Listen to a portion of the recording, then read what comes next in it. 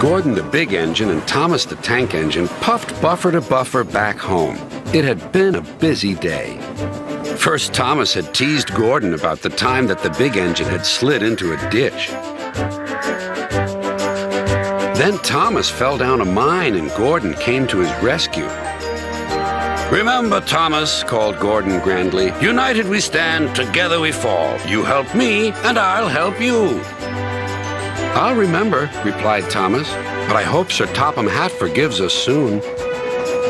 Suddenly they noticed something. As the two engines whistled into the sheds, everywhere they looked they saw paint pots and painters. "Bust my buffers," said Thomas. "What's happening?" "Shh," whispered Percy. "Sir Topham Hatt's going to tell us now. Ladies and gentlemen and engines, I am honored to inform you that Her Majesty the Queen herself is coming here to visit us. Now, on with the preparations." The engines wondered who would pull the royal train. "I'm too old to pull important trains," said Edward. "I'm in disgrace," sighed Gordon. "He'll choose me, of course," boasted James. "You," snorted Henry, "you can't climb hills." "He will ask me to pull the train, and I'll have a new coat of paint." Then the rain came. Henry's driver and fireman covered up their cab to keep dry. A painter was on the ladder above the line. Henry's smoke blew high into the air. The painter couldn't see. Both he and the paint pot fell all over Henry. Poor Henry. "Well, you're not a pretty picture," sneered the painter. Sir Topham Hatt spoke next. "You look like an iced cake, Henry. That won't do for the royal train. I must make other arrangements."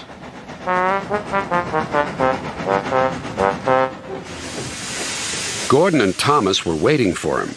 Please, sir. "One at a time," replied Sir Topham Hatt. "Yes, Gordon? May Thomas have his branch line again?" "I think you are both sorry and deserve a treat. Edward will go in front to clear the line. Thomas will look after the coaches, and Gordon will pull the train." The great day came. All the engines worked hard, bringing people to the town. Thomas sorted out their coaches in the yard.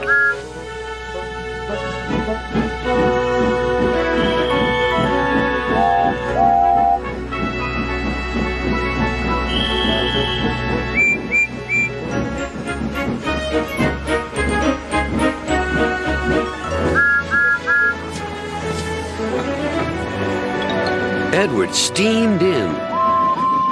"Beep! The Queen is here!"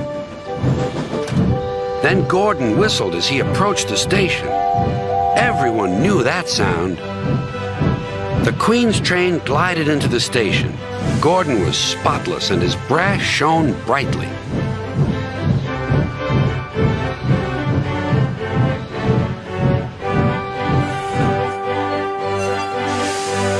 Sir Topham Hatt stood to attention. "Welcome, ma'am." The Queen thanked him for a splendid run and asked to see all the engines. "Beep, beep," whistled Toby and Percy. "Shh," hissed Henry and James. But Toby and Percy didn't care. "3 cheers for the Queen!" "Beep, beep," whistled the engines. When it was time to leave, the Queen spoke specially to Thomas, who fetched her coaches. Then to Edward. And finally to Gordon, who took her away. No engines ever felt prouder than those on Sir Topham Hatt's railway.